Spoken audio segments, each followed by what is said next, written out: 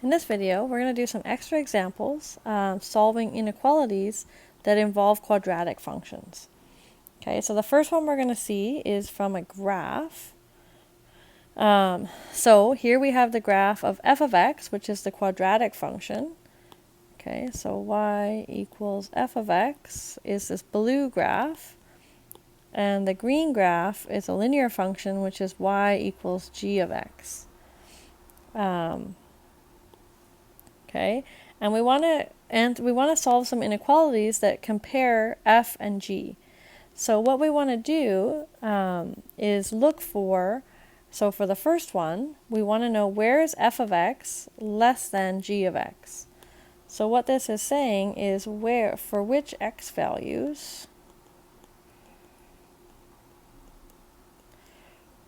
are the y values, values for f smaller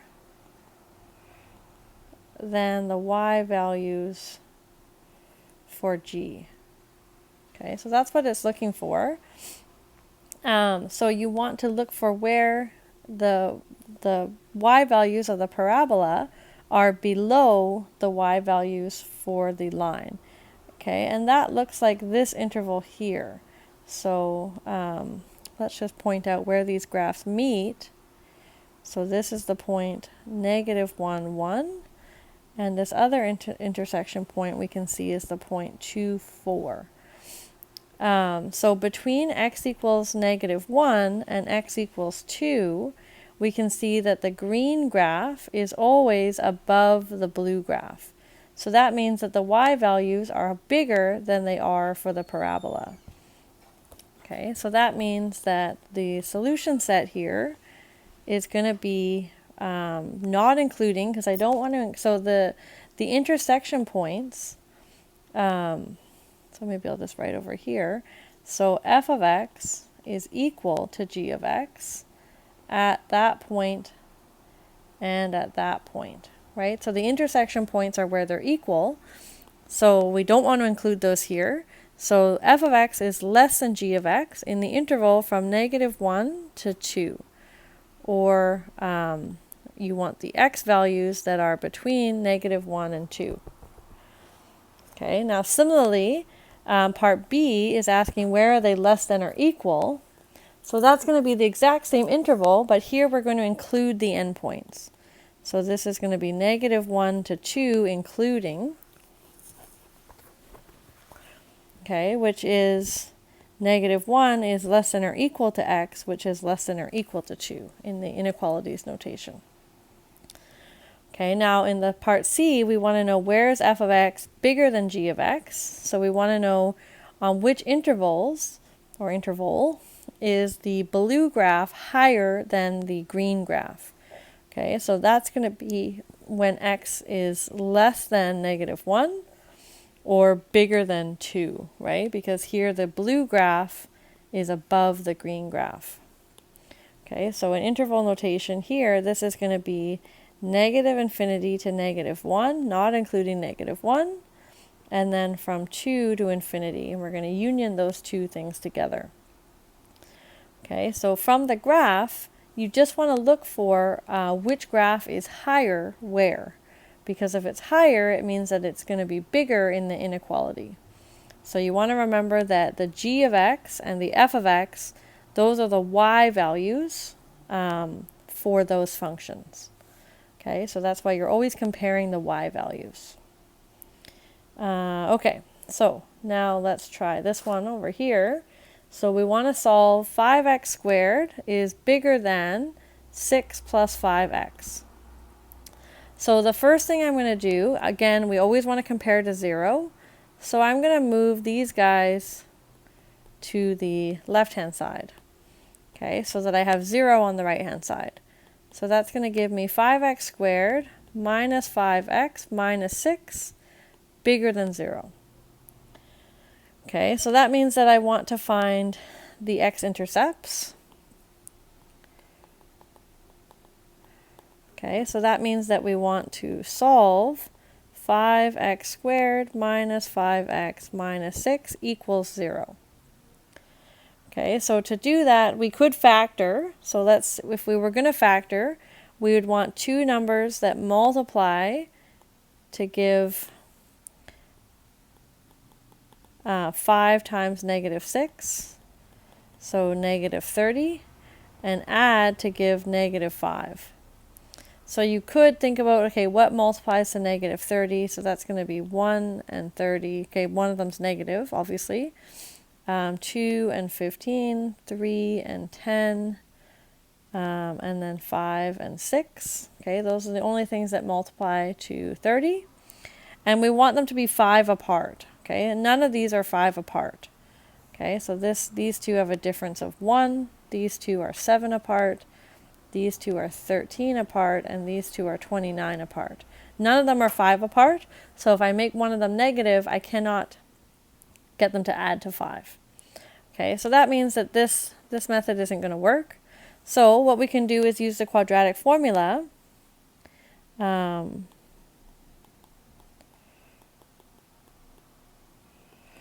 the quadratic formula, we're going to have x is equal, so let me just write here. So the a is going to be 5, the b is going to be negative 5, and the c is going to be negative 6. So that means x is going to be negative b, so negative negative 5, plus or minus b squared, so negative 5 squared, minus 4 times a times c, all over 2 times a. Okay, so that's positive 5 plus or minus the square root of 25 minus 120 all over 10. Okay, so that's 5 plus or minus the square root of, sorry, this is going to be plus 120 because it's minus minus. And then I'm going to get 145 in the square root. Okay, these are not nice numbers. Okay, so our solutions, well, maybe we should write them. Okay, so that means x is going to be 5 minus square root of 145 over 10, or it's going to be 5 plus square root of 145 over 10. Which these are approximately negative point 0. Whoops, I did that twice. Negative 0.704 or 1.704 are those values approximately. Okay, so if we think about them on the graph, and a is a equals 5 is bigger than 0, so that means that it opens up. So our graph looks something like, okay, so we have it like negative, oops, let's do it in blue. So negative 0.7, positive 1.7, and it opens up. So it's going to have something like that.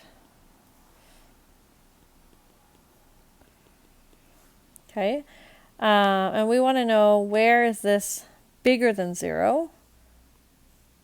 Okay, so where is it bigger than 0? That's when the y values are bigger than higher than the x-axis. So that means our solution, now I'm going to use the exact values here. So the solution set is going to go minus infinity to the smaller x-intercept, so to 5 minus square root of 145 over 10, not including the endpoint because I didn't include the equals.